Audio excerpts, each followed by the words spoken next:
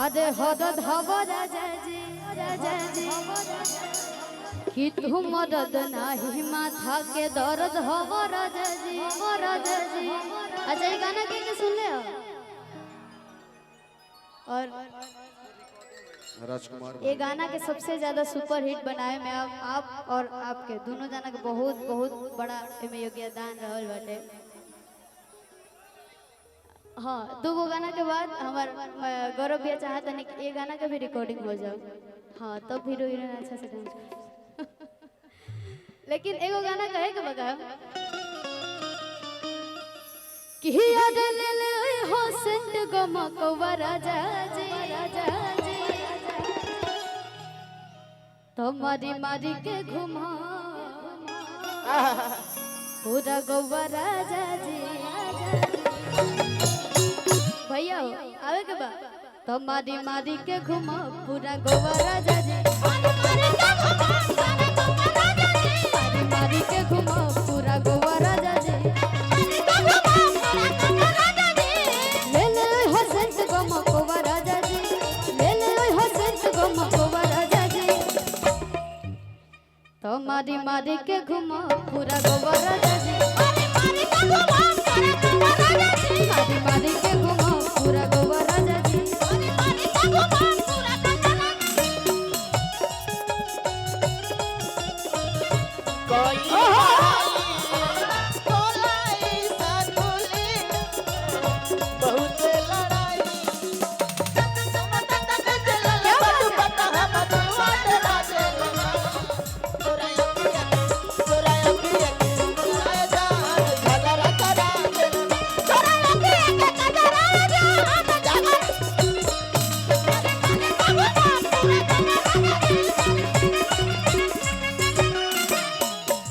औरत ने ना पता बदे जो ना घर में दो तीन गो मेहरारू रह ले जा उ का कह ले जा तो पीछे ना रहतन भी आई ना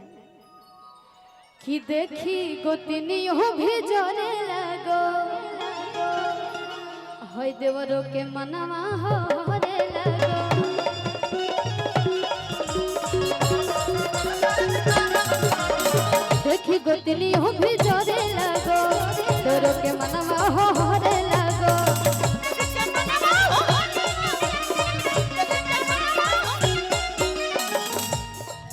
आज पहुआ में पायल छमकवा राजा जी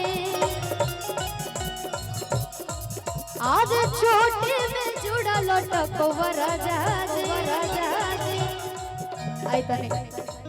हमने को डांस कर लिया तो मारी मारी के घुमा मारी मारी के घुमा पूरा गोवा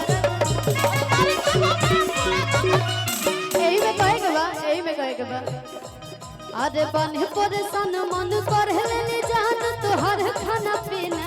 रोक दे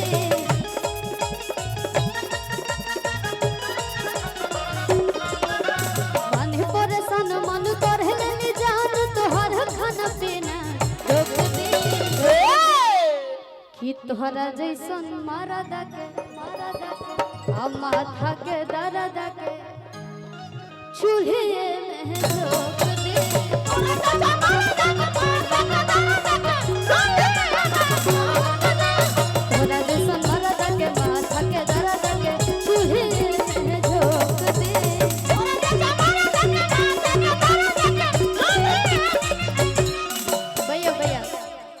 एगो और गाना गाई ओकरा बाद हमने के अपन अगला कलाकार के बुलावल जाए कहे से कि बहुत ज्यादा कलाकार बनी जा हम समझ सकता नहीं उन लोग के फीलिंग